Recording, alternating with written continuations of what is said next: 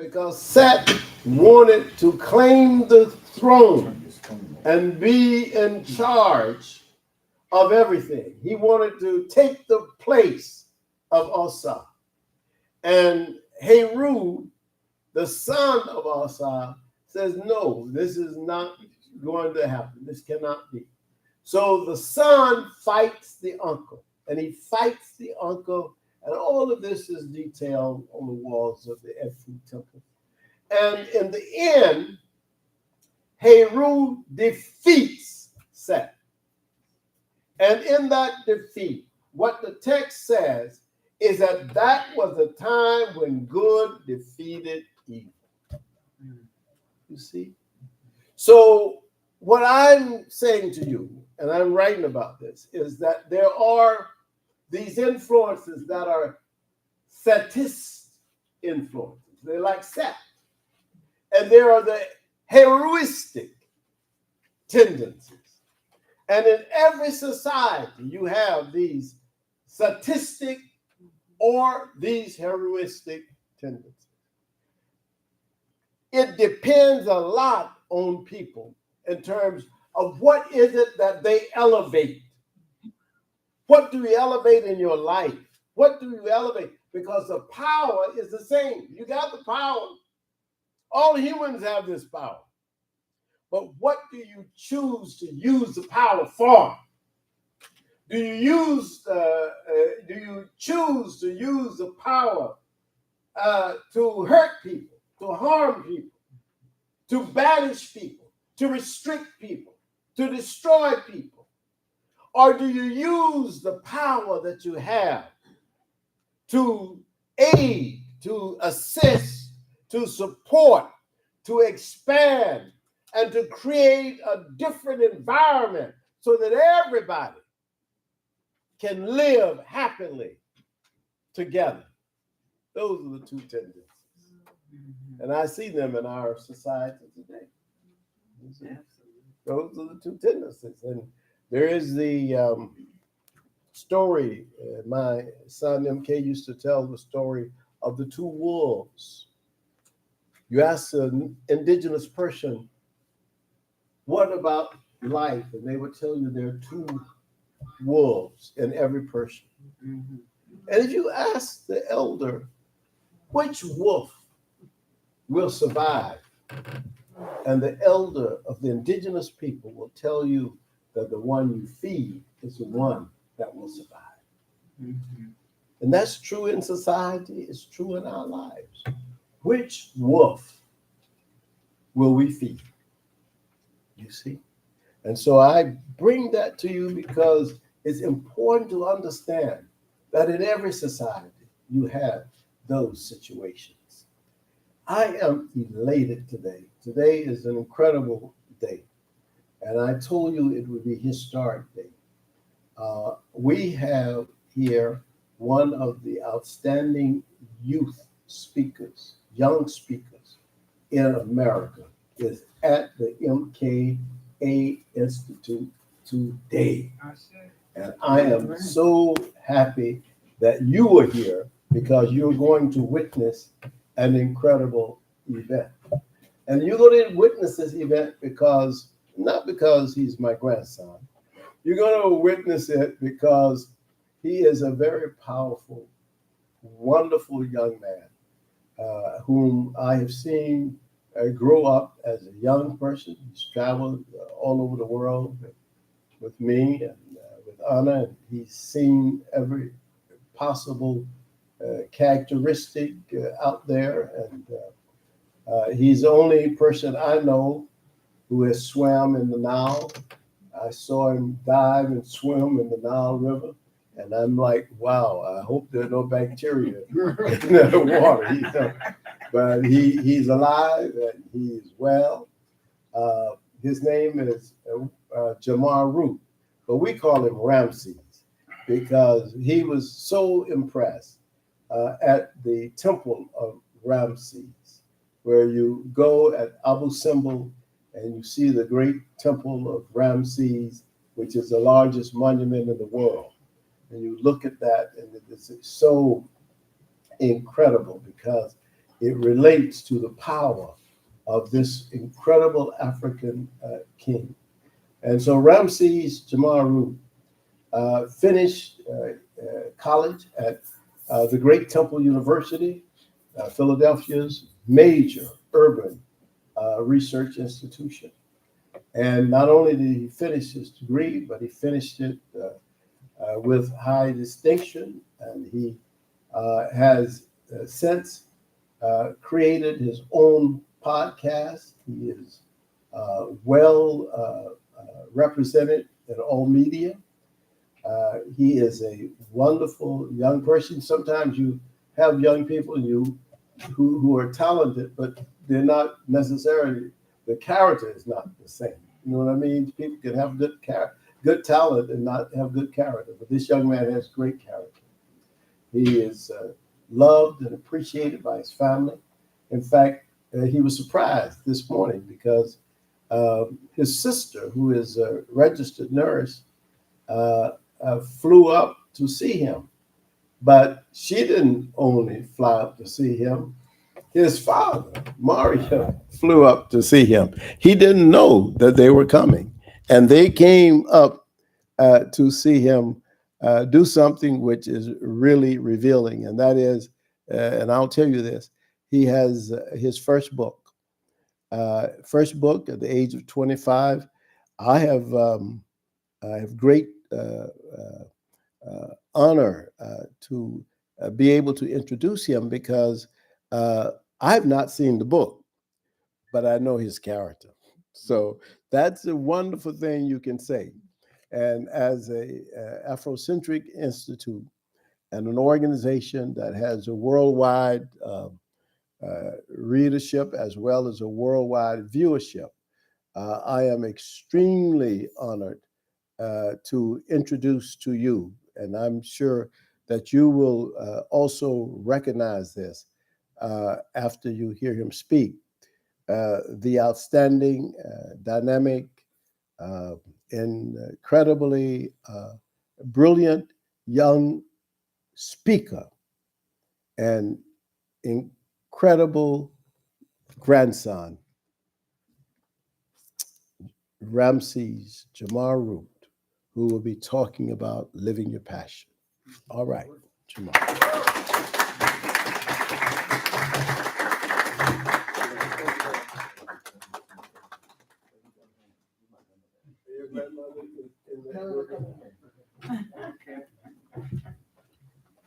Somebody else get the front. Well, first off, I think I'm good without the mic. What y'all think? Use the mic. Use the mic? Yeah, okay. All right. Well, first off, let me get this right real quick. First off, thank y'all so much for being here.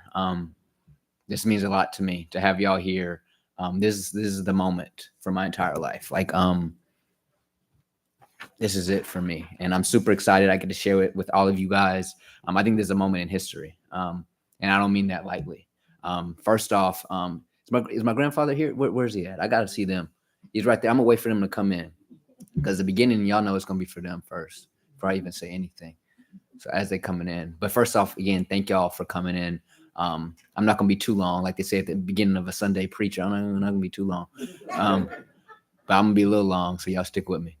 So first off, when I was preparing, my speech or what I was going to say, my grandmother, the grandmother she is, she's like, make sure, you don't take too much time thanking people and you don't want to forget. Well, there's two people I'm going to make sure I don't forget. Okay. It's my grandparents. Okay. I'm here and I'm blessed to be able to be at my grandfather's institute.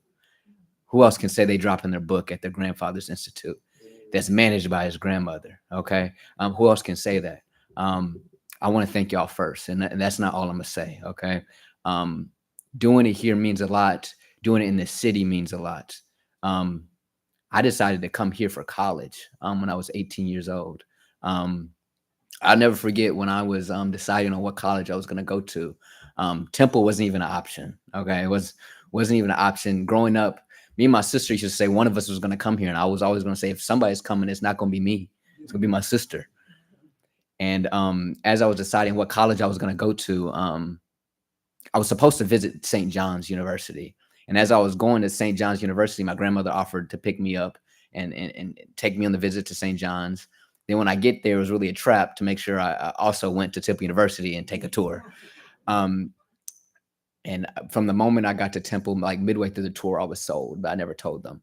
But I'll never forget the day I was on the phone with my grandparents and I was like, I'm coming to Temple. You know what I mean? And it was this monumental moment to know, like, I'm going to be for 4 years with my grandparents. And I'm super thankful because I didn't even realize how impactful Philadelphia and being my grandparents were. And I really want to give them this moment because what they don't realize is, and my dad's here and I love my dad and my mom, but like, these are almost like my second parents for a chapter of my life. Like, I saw Black love, like, for real. You know what I mean? I saw the way she supports him and he does his thing and they work through things. And, you know, one of the things I cherish with them too is, you know, every Sunday I would come over to my grandparents' place and I would eat dinner with them. And something I really value were the moments we just talked about life, like not about updates with how I'm doing, but we like talked about life together. In this book, it is my philosophy, my theory, how I look at the world. A lot of that, you know, the foundation is talking life with them. You know what I mean? And they also represent something for me, each of them. And I want to break down that in a second. But first off, I want to talk about my grandmother. Recently, we were just in LA and we were celebrating my great grandmother. Okay. Without her, I wouldn't be here right now. And the sacrifices my great grandmother and my great grandfather made, and we were celebrating her a couple of weeks ago.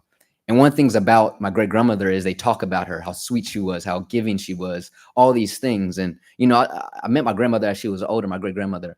But as I'm always hearing these stories, I'm like, that's my grandmother. What y'all, those adjectives, that's what I know. So I want y'all to know in the back, my grandmother is the sweetest person you will ever meet. You will not meet a sweeter person in your life. I don't even like bringing certain people around her because it's like, nah, bro, like. And so I got to receive that love for the past, like, I mean, obviously my entire life, you know what I mean? But like these last like 5-6 years, being around my grandmother is everything. She's my heart. She's everything to me. And then my grandfather, I like to say my grandmother's my heart, but then he's like the blueprint. You know what I mean? I got to witness him for 5-6 years, and see him writing every day. And hear my grandmother say, can we take a break? But he's like, no, I have to, you know, that passion is something I saw. I remember when I came to Philly, I was like, I'm gonna learn something watching him. I felt it. I didn't know what it was. I didn't even know who I was yet. But now I saw, you know, I was watching the blueprint. My grandmother always says, I'm like, man, you're just so much like Nana. That's what I call my grandfather. You're just so much like him. And I can see myself in him every day. And it's just so thankful I got to witness y'all. So before we do anything, thank y'all for allowing me to do this. And they're the first believers in this, you know. They're the first believers. And, you know, self-publishing a book ain't cheap. You feel me? And so they threw a couple dollars at your boy too in the process. And, you know, so I appreciate them. So I'm glad to be here. Now with that, I'm gonna keep it short, y'all. Thanks to all the friends, family watching on the stream here today. It means a lot to me. I wouldn't have enough time to mention all the people that supported me. I'm not someone that did this alone. I'm someone that had a support system. Like, we talk family. I know y'all watching right now. Like, I had some of the best support systems. So thank y'all. Again, none of this is possible without y'all. And then after that, I want to thank just me, bro. Like, I didn't quit. Like, I didn't quit. And this isn't just a book, it's just life. Life is going to give you so many reasons to quit, to say, what's the point of doing this? It isn't fair. What I've realized is, no, it isn't fair, but sometimes it's working out in your favor in a weird way. And that's kind of what this book is about. I've had so many trials and tribulations. You may have looked at a part of the book you're reading and it seemed like that was a bright point in my life from which you remember, but it may be one of the darkest points, and I pushed through it. And I'm so thankful that I never accepted failure. I just kept going. I think failure, more than anything, is a decision more than a destination. I just never decided to reach that destination. And now I'm here today. And so I'm just so thankful for myself, like, for believing in me, for being the weird version of me, for being the person that looked at his dreams, even though they seemed impossible, and I kept going. And so I'm super thankful that I never gave up. What I also like to state is, like, I'm not a fearless person. A lot of people may think, like, you're so fearless, Jamar, you're doing it. But I'm never been fearless. I just walk despite the fear in front of me. I just walk through the fire. And I'm gonna continue to walk through that fire because I've learned it kind of fuels me through that fire. So I'm thankful for me. And what's funny is just last week I was in DC. My boy Namir, I was sleeping at his crib for the weekend. But I was in DC, and that's where I used to live right after I graduated college. So when I lived in Philly, I majored in sports management. Y'all hear my whole story when you read my book. But essentially, I lived in Philly, and then I went to DC for my first like big boy job, right? And it was such a transformational experience for me. But as I was walking the streets of DC last week, you know, I realized who I was. I realized I was the future version of myself that I was thinking, is that possible? As I was living in DC, I was working a real job, 9 to 5, grinding, seeing if this could work for me. But in my heart, I could feel there was something more I was meant for. I could feel it. There was this vision in my head that only I could see. Other people couldn't see it. Only I could see it. And life was trying to get me to go for that vision despite logic. Oftentimes we live through logic, but our heart knows something that our mind can't process. And I was dealing with that fight between my brain and my heart. And that's something I talk about in my book, the fight between the brain and the heart. It's such a tough battle because your heart knows stuff the brain doesn't know, but your brain wants you to be okay. You know what I mean? It's thinking logically. And in DC, I had the fight between my brain and my heart. And I was walking. I went to see all the people at my old job, and I'm walking, going to get lunch at my favorite place. I go get lunch.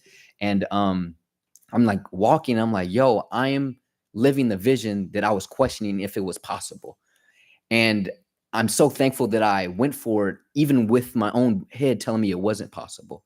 Because right now I'm living a dream. This is a dream that I'm living that I didn't know if I could do it. And I was praying and thinking, like, can I get it? And I got it, man. Anybody that has a vision, it's possible. I'm telling you, it's possible, but you gotta believe in your heart. And that's something the book is about as well. So I'm really thankful as I was in DC that I saw the vision, but also trusted the vision. This is the vision. This is better than the vision. I believe the heart, in fact, you think about your vision, the destination, when you get there, it's going to be even better if you just can be courageous enough to be delusional enough to believe in that dream. And so with that, all that being said, I'm ready to reveal the book. It's something special. This book is funny. Like, I haven't let nobody see it. All right. Nobody. My grandfather hasn't seen it. Grandmother hasn't seen it. My sister just 30 minutes ago, can I see it? No, you can't see it.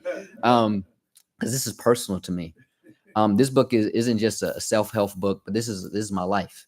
Some would say at 25 years old, you wrote a memoir. Yes, I wrote a memoir. Because I've lived a life. I've lived a life longer than a lot of people a lot older than me. You know what I'm saying? And so I'm so thankful I got to live it and I got to document it. You know, I think this book is history. I think this book is going to be something special and it's unique. You're going to see it when you see the cover of the book in a second. You ain't going to see a book like this before.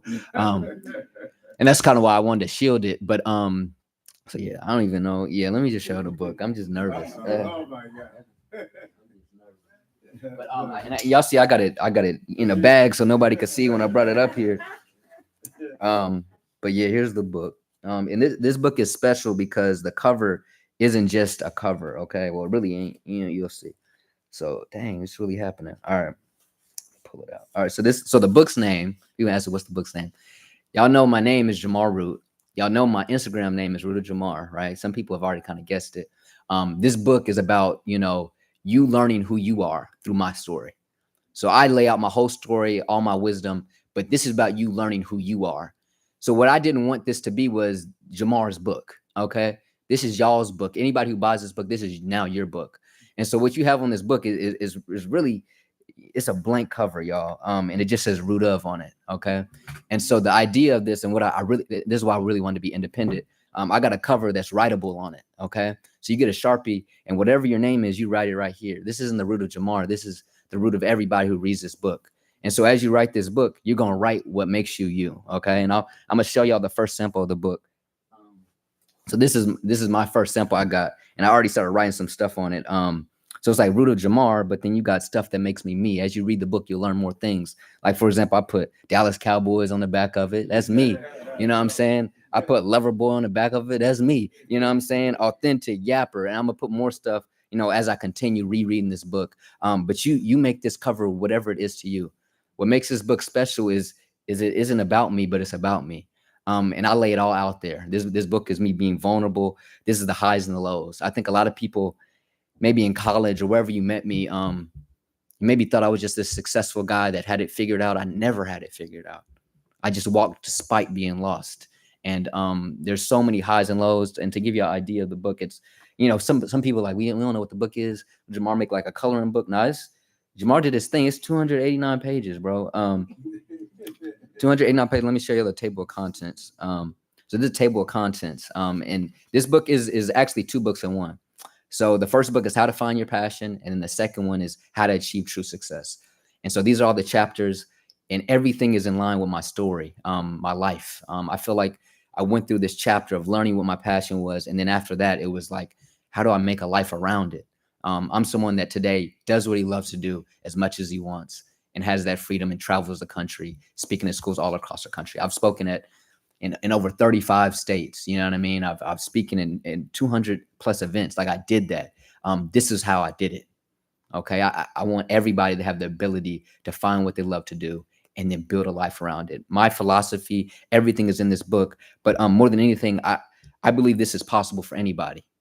I don't think I'm some special person that got lucky, that has talent. Like, I remember when I first started my podcast, I could barely talk for 1 minute. Like, I couldn't, but I kept going. Like, I loved it, even though I was trash at it. I think that's what we got to find. What do you love doing, even when you're horrible at it? Even if nobody showed up today, I'd still be doing this presentation in front of my grandmother and my grandfather. I love this. When you got something you love that much, nothing can stop you. When people was laughing at me, I remember when I started in TIP, I would make little videos on my Instagram story. I know they was laughing at me. My grandmother said, don't talk about the haters, but I'm gonna bring it up a little bit. But I know some people was laughing at me, okay? But I kept going because I was like, it isn't about anybody else. It's about the internal journey. And I love this journey. I love the highs and the lows. And this book, it has all the highs and lows. It has stories that even best friends don't know about, okay? It got everything in here. It got Jamar doing stupid stuff with his friends. It got Jamar doing courageous stuff. It got Jamar going through his problems with friends, relationships. It's everything in here. I think this is the book that's going to relate to this generation. One of the things that's special about this book is it's kind of raw. It's raw. I didn't play by the rules in this book, if that makes sense. I read a couple books. You helped me get my writing style, but this is raw. It's still polished. I got my editors to edit it and stuff, but this book is raw. And I'm so proud of it because it's me. Nobody published this and said, let's change this and make it so it's appeasable. No, this is raw Jamar Roots. Okay. And y'all gonna read this book, especially some of y'all that really know me, and y'all gonna be laughing. You'll be like, Jamar really mentioning that? That's wild, Jamar. And I'm like, man, this is my story. And so, and what I also want to state is like what I've felt my whole life and what this book represents. Look at the time, make sure I'm not talking too long. But what this book represents is like what I've always known but wasn't sure of. I feel like as we grow up, we feel like, oh, do I have something? Am I special? Am I smart? But you never know how you're going to use it, how you're going to give it to the world. And I dealt with that as a kid. I have vivid memories of being like in the 4th grade, like, yo, I think I'm smart, but am I? Like, can I prove it? And it's this battle of trying to confirm that you are smart or you are talented or you do have a reason to be here on earth. As I've grown up and as I'm now here, it's like I fully realize that I am a genius in all my beliefs. I know I am. But what gives me peace is that I don't need anybody to confirm that for me. I'm a genius. This is genius. If you don't believe it, we just not meant for each other. You know what I'm saying? And so I've always known this, but I didn't know if I'd ever be able to capture the knowing of it. And I've realized the capturing of knowing it and whoever you are is within a detachment from anybody else's opinions. This is just me. And I'm finding myself living a life where the results are cool. How many people come to this event is cool, but me loving me is cool. And me believing in me is cool.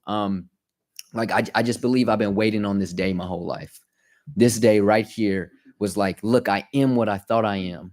You know what I mean? I am. And the reason why I am is because I'm not trying to show you I am, because I just am. But what's crazy is, and what I've realized in life is when you get that confirmation that energy is magnetic. and people start believing in it, I want to let y'all know this is the start of a movement. This is the start of what I believe this book is going to change the world. I believe this is the book that people finally don't just read, but they hear it, you know? And so I'm super, super glad I got to do this.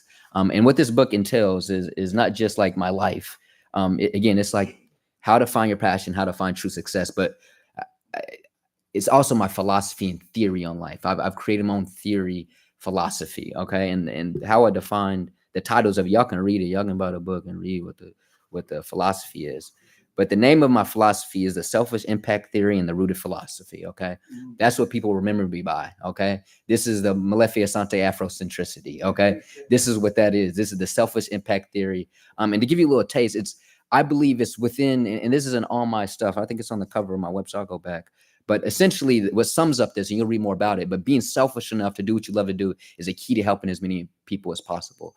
And what I found in life is when you stop trying to help people, when you stop trying to reach results, you stop trying to prove everything, and you just love what you do, the results are infinite. But it takes you not needing the results. It's something I talk about endlessly in my book, is we become prisons to needing money, needing people to like us, instead of just being in your purest sense. Right now, I'm in my purest sense right now.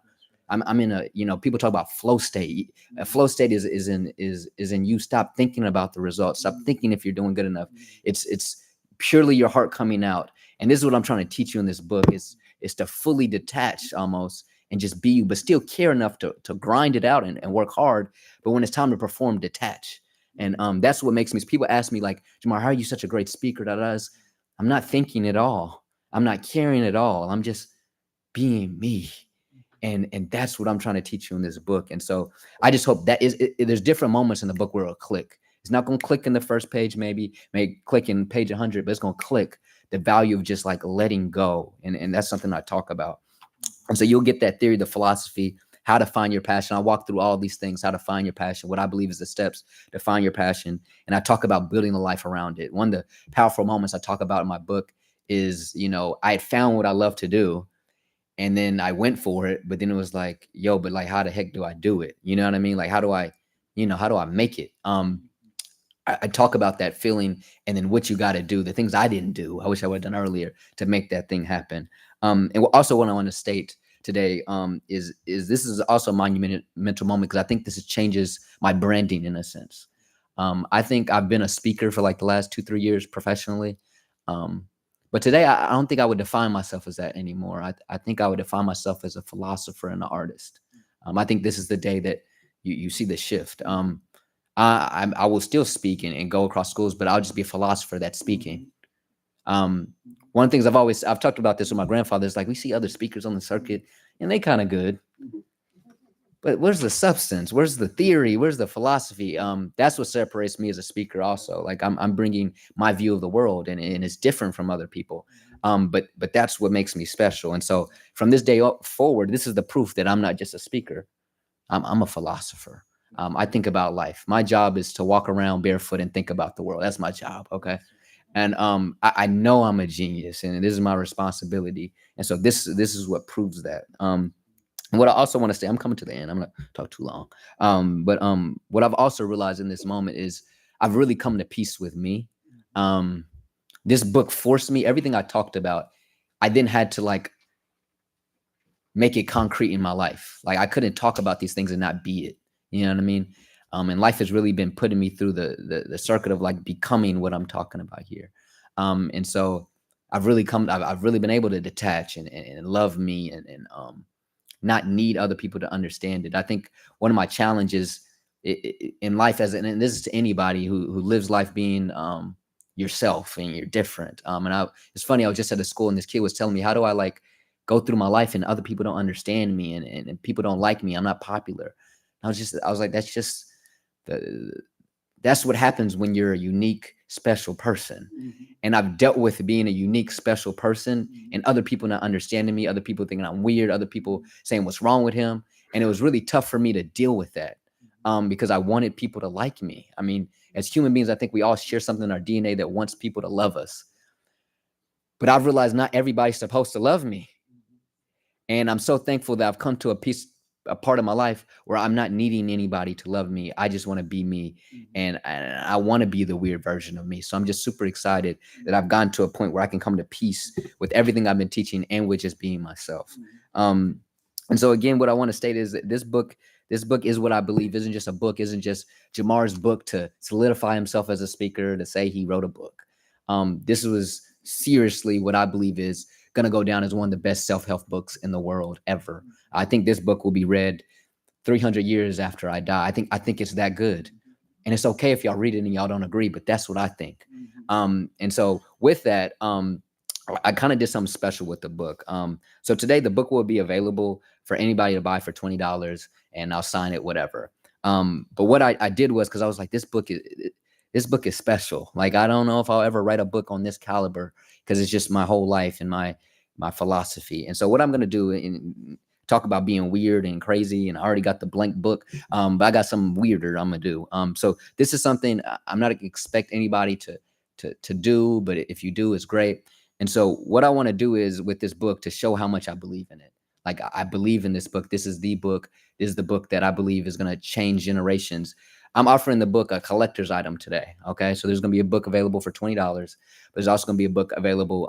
It's going to be a collector's item for $100. And basically on this book, what people are going to ask me, I already know they're going to want me to write Root of Jamar here. That's only going to be available for the people that buy the $100 collectible. It doesn't have to be today. Maybe you read the book and you're like, dang, I need the collectible. And what you're also going to get is you're going to be on my website forever. What will happen if you buy this collector's item book is essentially you get the book signed with my name on the front. I only signed the first page for anybody who buys a regular book, but you'll get it signed for me in the front, and you'll be on my website forever as one of the first 1,000 people to believe in the vision. And that vision is to live a life doing what you love to do and living a life around it. Okay. I believe in that. I will spend the rest of my life selling 1,000 copies for $100 to prove this is how much it is. Okay. So if I got to sell, this is just me showing you how much I believe in it. I don't expect anybody to buy it if you don't, $100, I get it. But you know what I mean? What I want to state is, because they was telling me earlier they're gonna buy books by my grandfather. But before, y'all ain't gotta give me the first 1,000 belief book is gonna go to my grandparents. Okay, they've already invested way more than $100. So y'all be the first one. Right now, what y'all seeing is my website guy. He's making the site right now with the first 1,000 believers. So the first one will be Malefi and Ana Asante on here. But this is just me documenting, if anything, how much I believe in this. This is my life. This is my mission. This is what I'm going to do for the rest of my life. I'm going to push this book. I think this book is the key, not only to someone doing what they love to do and finding happiness, but I believe that's the key to every innovation and thing that moves this world forward. To do anything in this world that hasn't been done, you have to be a little crazy. You have to be a little bit of a lunatic. And so if you don't love the process of it, you don't got a shot. I promise you don't got a shot. Writing this book, if you don't love it, I promise you don't got a shot. I did 2-a-days for a year writing this. I didn't date a girl for a year for this. That was hard. I didn't drink any alcohol for a year writing this. I put a lot of stuff away writing this. It takes a crazy person to do anything in this world. And if you don't love it, then you ain't got a shot. And so the reason why I'm doing 1,000 copies for $100 to be on this website isn't just so you can look good on a website and then maybe in 80 years you pass it down to your grandkids and this book is worth more, but it's more me stamping how much I believe in this. And the reason why I didn't want anybody to read this book is because I wanted everything I'm saying right here to come strictly from me and what I think. Okay, I didn't want my grandfather reading this like, no, this is good. You should. No, I believe this before anybody's read a word out of this book. And so I just want to state how much I believe in this. This is my moment. I want you to know, everybody who's here today, you're here in my moment. This is the moment that I take off. And whenever that is when it is. But this is the moment I state my claim in my legacy. This is my legacy. And so I thank y'all so much for coming. We'll get to questions, but thank y'all so much for being with me in my moment. Thank you.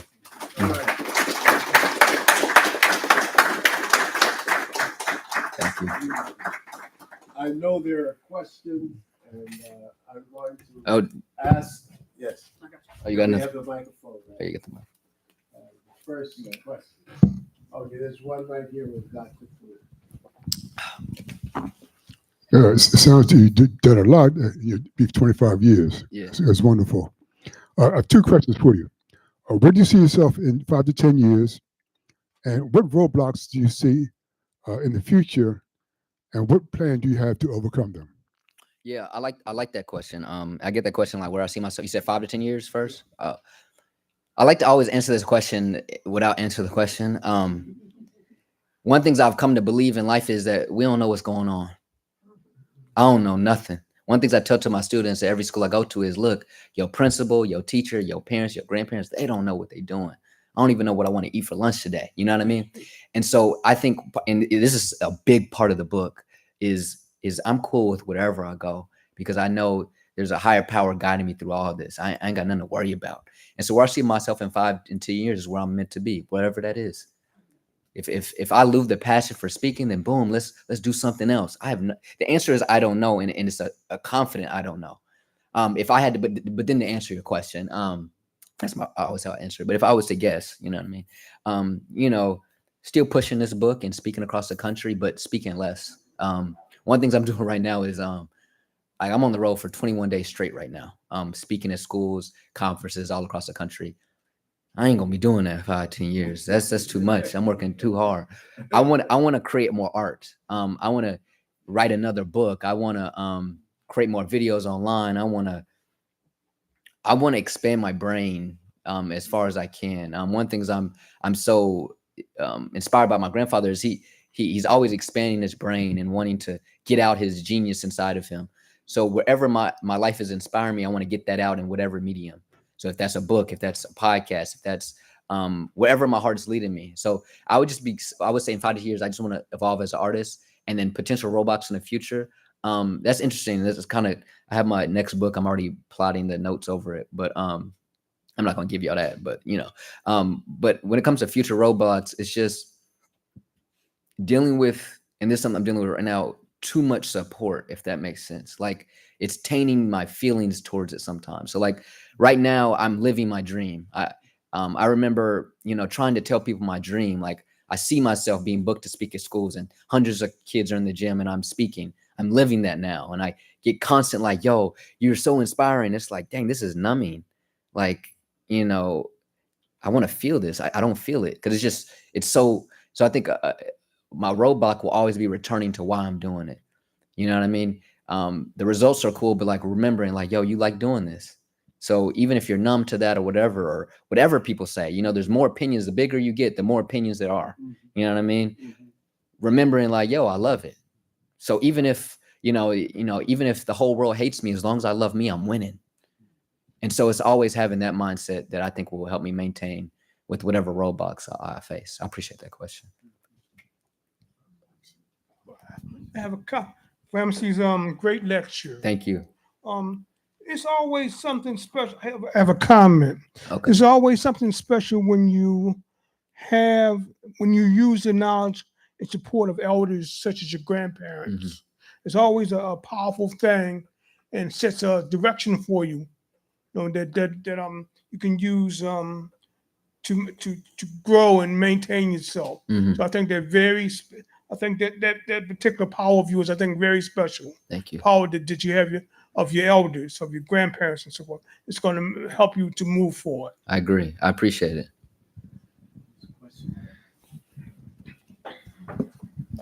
Congratulations again, and I certainly appreciate your confidence at such an early age. Thank you.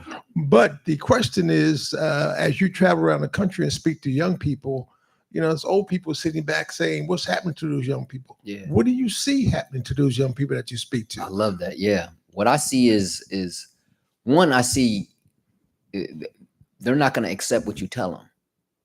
And that's a good and a bad thing. I think a lot of times, there's certain ways we do things, and they're abandoning the certain way we do things for better. One of the things I talk about in my book was like, I felt like everybody was showing me how to be okay, how to be an adult, but nobody was showing me how to be happy. And it was such a hard thing to struggle with. I think that they're tumbling with what they really want, but I think they also aren't reflecting on themselves. I see a generation that's constantly distracted, that's never bored.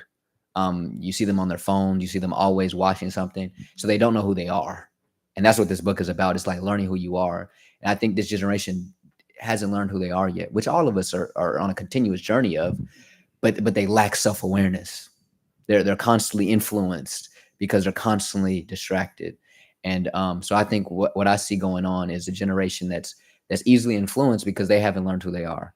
And we got to help them have time in the dark alone. I feel like, growing up, my parents didn't let me have a phone until I was like 14. And so like, that was a struggle, but it forced me to be bored though. You know what I mean? Forced me to just like live. I think a lot of kids haven't lived. One of the things I'm super thankful for is I've been able to travel the world. I've been able to do things. I've been able to play sports. I've been able to have experiences, and I was forced to like be in uncomfortable situations constantly. So I learned who I was. I think some of the young generation sometimes aren't being forced to be bored and uncomfortable. Sometimes they're coddled. Sometimes a parent may make it and they want them not to deal with their struggles, but those struggles are what made you who you are. And so I think the younger generation is facing some of the effects of maybe the generation working hard, and then they're getting, help from that. But then they're also learning, I don't want to do that though. You know what I mean? Like I look at a lot of things in my life like, no, I don't want that. You know what I'm saying?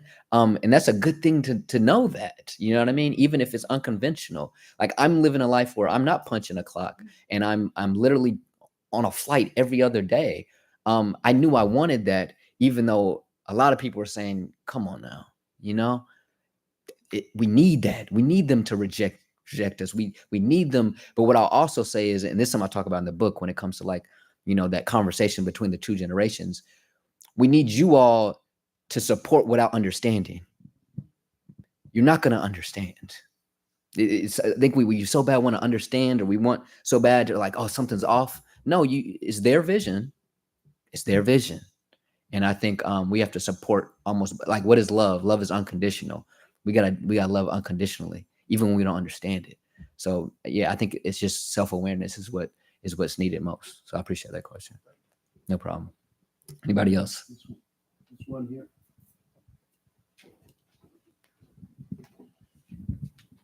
How are you doing? I just have one question. I feel like we all have a general idea that it is like a self-help philosophical book, but what is one of the biggest takeaways you want us to leave with the book before we even read the book and after the book? Okay, how do I answer this without without giving y'all the game? What's something I want you to get out of this? One of the big themes is just being bold. Like what you're realizing, and some people that know me in here, I've had bold moments. Like, who did this guy think he is? You know what I mean? Like, what's wrong with him? Like, you should have moments like that where people are questioning, like, what is wrong with him? If people aren't saying what is wrong with you, you aren't being bold enough. You know what I mean? And I have had plenty moments where it's like, who is this guy? Like from high school to now, I've had countless moments where I'm bold.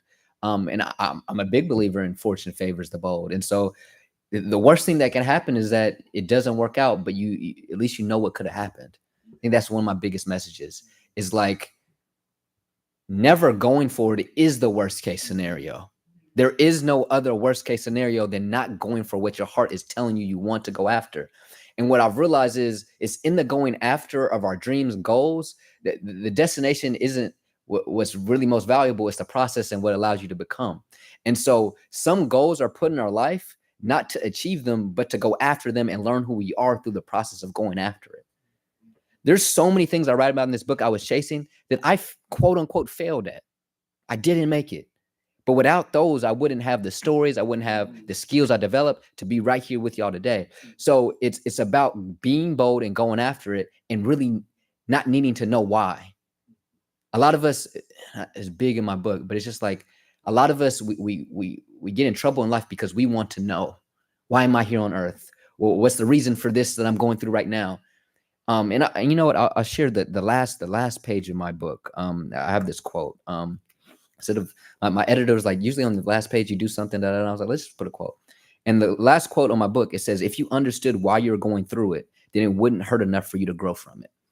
And what that means is a lot of us, we want to know, why is this happening to me? But for you to grow, if you knew why it was happening, it wouldn't hurt enough. It wouldn't, because now you know, okay, it's for the better. Okay, I'm cool.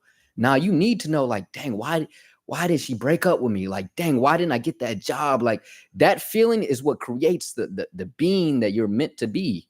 And so it's like, man, like, be bold and don't need to know the answer. That's like the biggest thing that I would say from the book that I want people to know. Anybody else?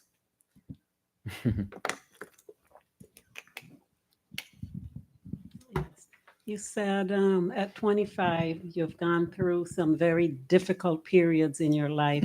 Could you give us an example of one of those very difficult periods, if it's not asking too much? Yeah. And how you were able to find your way out of it? Oh, we got to pick through a bunch of them. It's on my cover of my book. If anybody looks at my website, you'll see it. But this is a moment me and you share, Yanla. Like I said before, there's a lot of dreams or goals that we think this is what I'm going after, this is what I'm going to get. But life has other plans. And this is talked about in the book, but like the moment going into my sophomore year, and a lot of people didn't know this, but going to my sophomore year, I was diagnosed with leukemia. Like that was something for me. And the first thing that I said was, why me? Like, why is this happening to me? I'll never forget it. I say it in all my speeches, but I looked at my grandmother and she was there for me. Like that's the strongest woman in the world in that moment. I'll never forget that moment. And I'll never forget being there when I was diagnosed and not knowing what the heck was going to happen to me. It wasn't about me anymore. Like I didn't want my mom, my grandmother, my dad to live without me. It wasn't even about, like, one of my biggest inspirations in life, and I was bumping him as I was coming in here with my headphones, is Nipsey Hussle. That's like my biggest inspiration. And one of the beautiful things about Nipsey is in my life is I didn't even listen to him until he died. Like I didn't. And what gets me is like that's like my biggest inspiration. And if he didn't die, I would have known, and this wouldn't happen. One of my biggest realizations is like, even if I die, that's what needs to happen. Like, it's a crazy thought, but like, whatever you need me to do for the bigger plan, put me through it. So like, if I got to be diagnosed with cancer and die early, it's not early, it's on time. And so like, I want whatever like, I'm at a point in my life where I don't ask life like, oh, I want to be booked at schools. I'm like, no, I want whatever I'm supposed to have and experience, even if it sounds horrible. And so I think what's pushed me is all gonna work out, even if I don't get to witness it. I'm cool off that. I've lived a dope life. Like today, I'm good. Like this is it. I'm good. I got to do what I love to do and have proof of it. So I think what's allowed me to push through it is knowing there ain't nothing life has put on my plate that I couldn't handle. And if I can't handle it, then maybe there's some story that will be made to show the impact. Like, one of the big things in my book is like our purpose is so beyond our imagination. Like people like to say like, I know what my purpose is. No, you don't. Like, a small percentage of it. When we understand there's ripple effects, there's things happening that are beyond our understanding. Like you smile at someone across the street, that can impact their whole day, their whole life. When you understand that, you whatever happens, I'm cool. And so with the cancer diagnosis, I take my pill every day for treatment, and I know like how lucky I am. So with anything I go through, it's what's supposed to happen, no matter how bad it may seem. So that's how I get through anything, because I know even a cancer diagnosis propelled me to live the life I was meant to live. So whatever life you need me to do, let's do it. Whatever. Yeah. Thank you. I didn't cry. So somebody said, "Were you gonna cry?" I'm not gonna cry. Anybody else? It's almost been an hour. Okay. We got one more night. Yeah. Hey, what's up, man? How you doing? What's up? Just wanted to say how proud I am of you in this moment, man. Like knowing you over the past several years, this is great to see. I'll be waiting for the documentary in a few years. Yeah, for sure. My question is, how do you rest? Because you seem, you are someone that is very motivated. Who's always doing a lot, and I know we have that in common. Yeah. But for you, how do you rest? Yeah, I love to ask the question. First off, before I even tell you how to rest, I want to point out that, let me go here. There's a chapter in my book. I think it's Burden of Love. It's the last chapter of the book. I hope you read that. I mean, you are going to read it, but like that last chapter talks about that. One of the things that's beautiful, I talk about all the benefits of finding your passion and living in it. But one of the negatives is like you overwork yourself because you're so into it. Your work isn't just what you do, it's who you are. And so you're constantly grinding. But what I've realized in life is, and how I've found rest is by changing my perspective. What I realized, rest is just as productive as working. Is just as productive, because then you become a full version of yourself when you get back to resting. So whenever I'm working hard, I remember like, yo, watching Netflix and chilling is productive activity. Now, some of y'all, that isn't. You delve into it too much. But for anybody that's loving what they're doing, resting is a productive activity. And so how I rest is by reminding myself, giving myself grace, and taking time to rest is just as productive as me writing a chapter of my book or doing a speech. And so it's perspective shift and just learning you. And then another chapter 6 of the second book, Routine and Research, is learning who you are. There's no answer I'm gonna give you that tricks it for you. Like for example, like I used to work out early in the morning. That messed up my schedule because I didn't want to get out the bed. But now I work out in the evening. Now I go to sleep earlier because my body's like, So I think it's figuring out what works for you, but changing your perspective into thinking. And it's all about, it's a long game. Like a lot of people, they work hard not because they want to work hard, but because they need the results now. I need it. You don't love it then. If you love it, then you got your whole lifetime to make it happen. I'm in no rush. I'm gonna sell these 1,000 books for the rest of my life if I got to, because I love the process. So it's a productive activity is resting. So I think that's it. Thank you so much.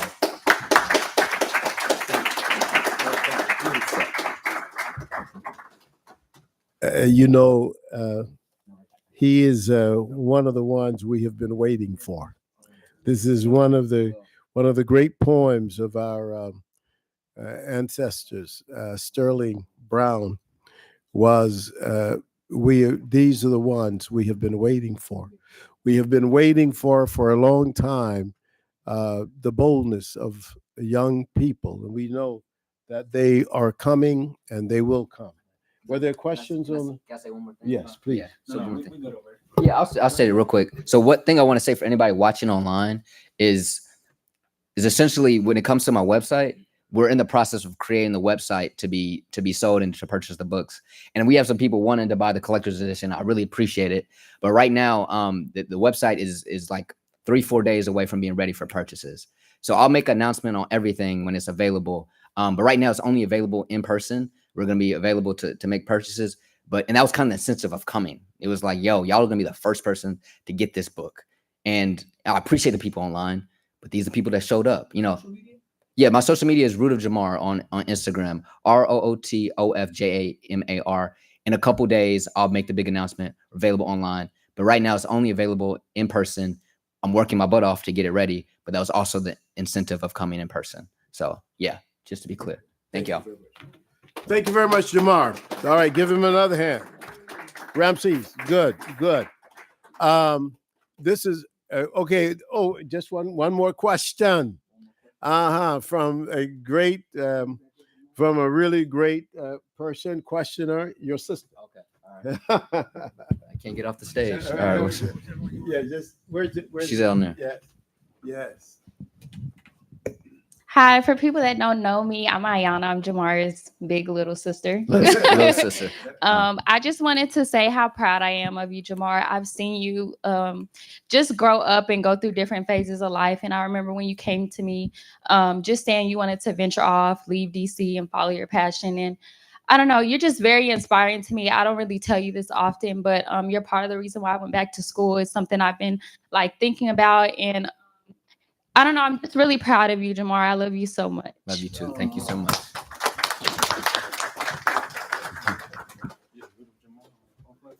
You can see why we love both of them so much. They are incredible young people, and they have learned a lot from all of their experiences traveling in Africa and Europe and all over the world. They've just done really wonderful things. So we're just very proud of them, and very proud of the boldness of Jamar.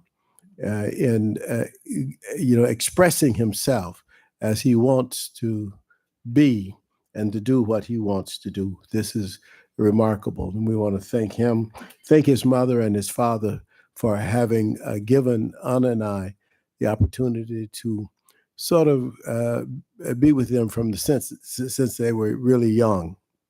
And he was always curious. He had always had great curiosity.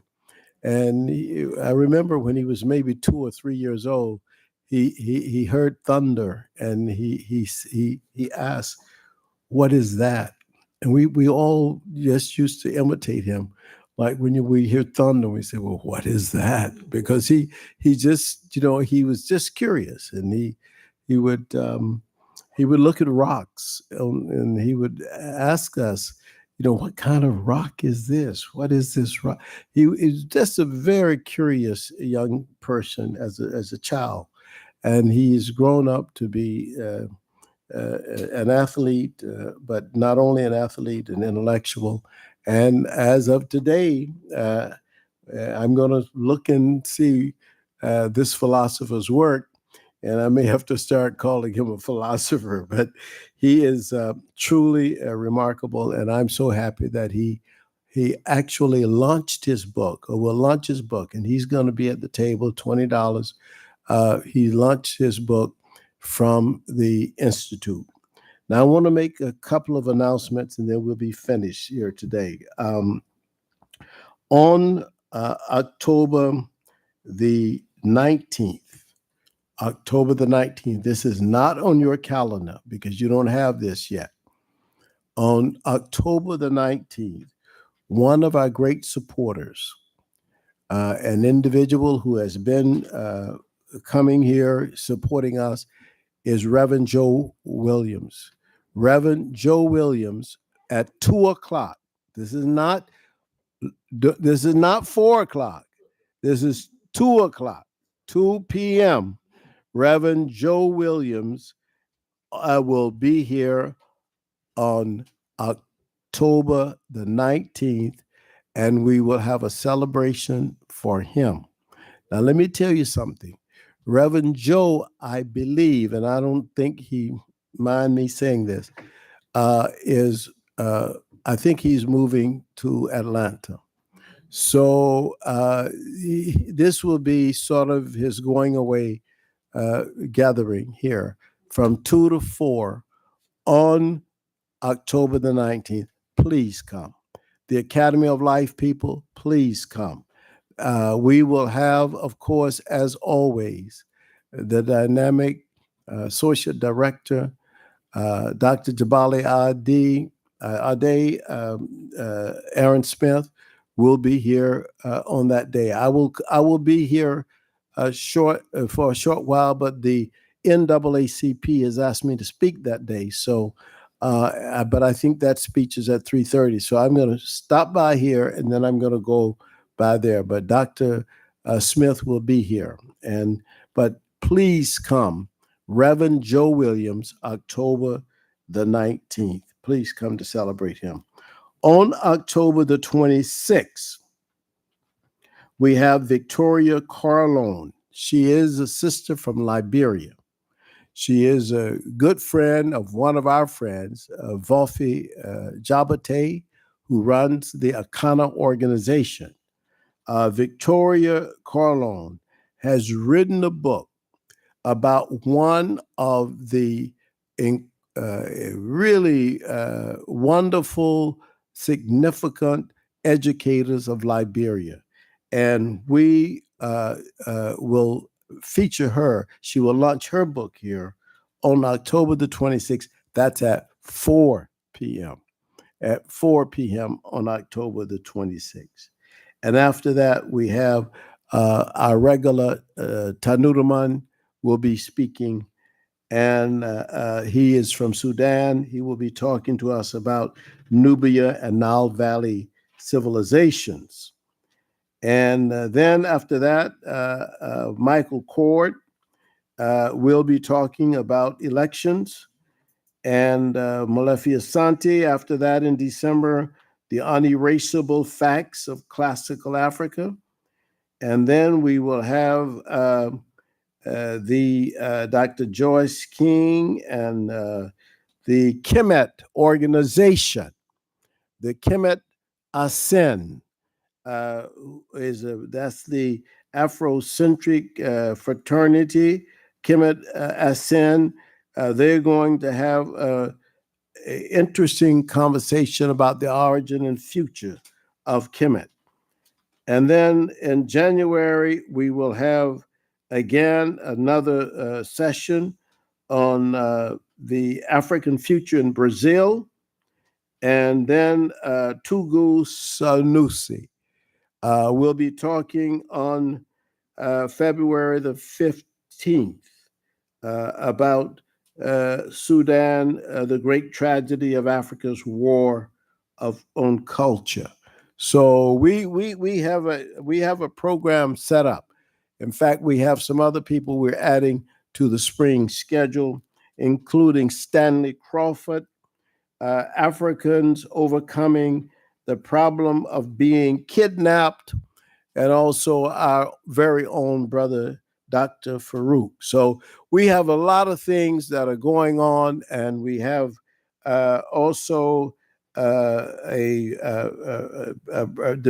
brother who's going to be talking on Brazil is actually going to be Lucas Martins. Lucas Martins is from Brazil, and he is a PhD student at Temple.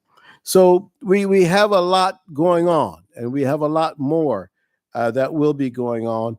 And I just want to give a shout out to our city council lady, Cindy Bass, and her staff, her office. They have been very kind to us. They've come to the Institute, and they have seen the work that we're doing. And we believe that they were impressed with this, and that's a wonderful thing. We really invite anybody who you've in Philadelphia, visiting Philadelphia, to stop by the Institute. I believe that's all the announcements I have. Yes, please come in. Just briefly, Hotep. I just want to make sure that since the preacher of the hour said he won't be before you long, and he made good on his promise, that I do the mission appeal. And I want to make sure that we give a rousing applause for the good brother for his presentation so much that he can hear it out front. And make sure there he comes. And there's something, and I say this for a very serious reason. Many of us spend our entire lives trying to make sure that young people are productive and confident in themselves the way that this young man was today. When he said he's a genius, we didn't even flinch because we spend our lives making sure that they recognize the genius inside of them. We have to make sure that we send a strong message. We're sowing a seed today. We're starting a real foundation for this brother. He said he's taking off, and we want to be that launching pad. So I know a lot of people, when he's talked about being diagnosed, brother, I felt your pain because a lot of people go bankrupt through these diagnoses. And I was recently diagnosed with something called divorce. And that could bankrupt your pockets. But I'm still going to buy a book, brother. So I said, if I'm buying a book, I want everybody in here to make sure, share a platter tonight, do what you got to do. But I want to make sure that we send a strong message that we support this brother. And I know they're coming from family, it might not sound the same way. They say, of course, Doc going to say, go get the book. But I want to make sure that we really put into practice what we talk about, what we research, what we study, and what we say Afrocentric scholarship in the Malefe Kete Asante Institute. So make sure you follow the brother online if you're online. So when the book's available online, you get it. But today we're gonna make sure however many books the brother got, we buying them. All right, thank you very much. Well, that's the dynamic rapping professor. Thank you so much. I just want to also thank Brother Amadou Tunkari for actually being our tech person today. He is one of the people who he came to us very early and said, y'all need some more young people up in here, and I'm ready to come and work. And so we put him to work. And he's also was in school with Jamar at Temple University and is an engineer and a brother who is really skilled in many, many ways. And we just really delighted and happy that you're here with us today. So thank you so much, Dr. Smith, for your dynamic response to the young man. And I had told him that I had not seen the book, but that I would buy 5 copies. But at $100, I'm not sure I can buy 5 copies. But I can certainly. I thought it was $20. I thought the book was $20. All right. But no. But we're really happy. And Jamar, thank you so much. Thank you so much for what you have done. We call upon our ancestors far and near, the mother of our mothers, the father of our fathers, to always render mercy and to bear witness for the liberation and the victory of all oppressed people. And we say, it is done. It is done. Ashe. Thank you so much. Thank you. Thank you, man. Thank you so much.